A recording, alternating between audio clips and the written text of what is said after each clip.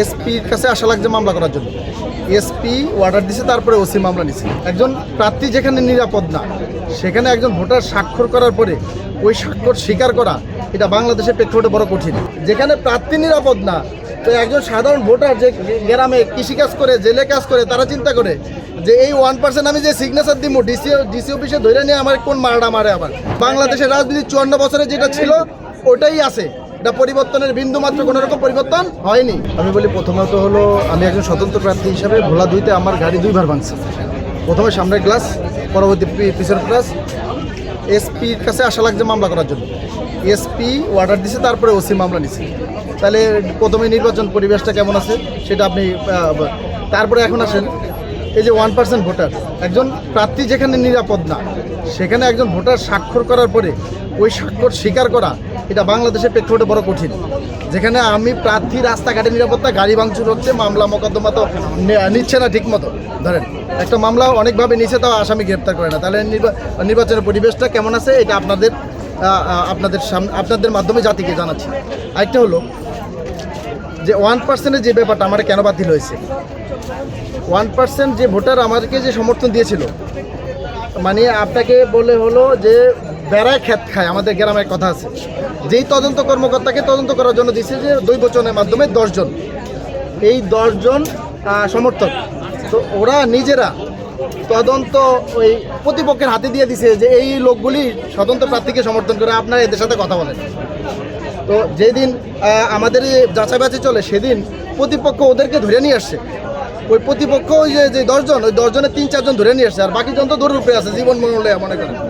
এখন প্রশ্ন হলো, যেখানে প্রার্থী নিরাপদ না, তো একজন সাধারণ ভোটার যে গ্রামে কৃষিকাজ করে, জেলে কাজ করে, তারা চিন্তা করে যে এই 1% আমি যে সিগনেচার দিব ডিসি অফিসে ধরে নিয়ে আমার কোন মারাটা মারে। আবার আরেকটু ব্যাপার বলি, এই যেদিন 29 তারিখে আমরা শেষ মনোনয়নপত্র জমা দিই, সেই দিন ভোলা ডিসি অফিসে স্বয়ং রিটার্নিং কর্মকর্তা অফিসের সামনে পার্থ ভাইয়ের গ্রুপ আর আলমগীর কমিশনার গ্রুপ বিশাল মারামারি বাজে, এবং ককটেল ফুটায়, এবং ময়লা আবর্জনা পার্থ ভাইয়ের গাড়ি, গরুর গাড়ির মার্কার যে অফিস আছে ভাঙচুর করে। তো রিটার্নিং কর্মকর্তা অফিসের সামনে এই ঘটনা, আমরা ফটোকপি করতে পারি নাই ভয়ে, এই অবস্থা পরিস্থিতি হয়েছে। কিন্তু এখন পর্যন্ত আপনারা মিডিয়ার মাধ্যমে দেখছেন হয়তো, কিন্তু একজন লোক কি এই যে ভাঙচুর, এই যে সন্ত্রাসী কার্যক্রম, একজন লোক কি গ্রেপ্তার করছে কিনা? যদি গ্রেপ্তার করে না থাকে, তাহলে ওই যে ভোটারদের মধ্যে কি মেসেজ যায় যে বাংলাদেশের রাজনীতি 54 বছরে যেটা ছিল ওটাই আছে, এটা পরিবর্তনের বিন্দু মাত্র কোনো রকম পরিবর্তন হয়নি।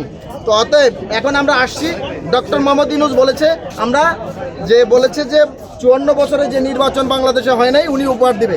এখন পর্যন্ত বিন্দু মাত্র আমরা দেখি নাই, তবে আমরা আশা রাখছি শেষ পর্যন্ত ওনার এই প্রতিশ্রুতি, উনি জনগণকে দেওয়া প্রতিশ্রুতি কতটুকু বাস্তবায়ন করতে পারে।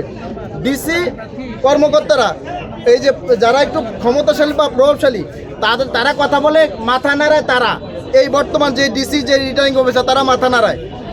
সমস্ত কোর্টটার মধ্যে সমস্যা, যারা পোশাক পরে পরিত অবস্থায় যে সমস্ত অফিস আদালতে আছে তাদের মধ্যে সমস্যা। আজকে যদি মনে করেন, আমি আপনাদের মাধ্যমে সারা বাংলাদেশকে জানাতে চাই, আজকে যদি মনে করেন আমার 18টা ইউনিয়ন, এই 18টা ইউনিয়নের মধ্যে 2 দিন সেনাবাহিনী মহড়া দেয় যে কোনো সন্ত্রাসী, চাঁদাবাজি, রংবাজি থাকবে না, 2 দিন নির্বাহী ক্ষমতা নিয়ে রাখছে।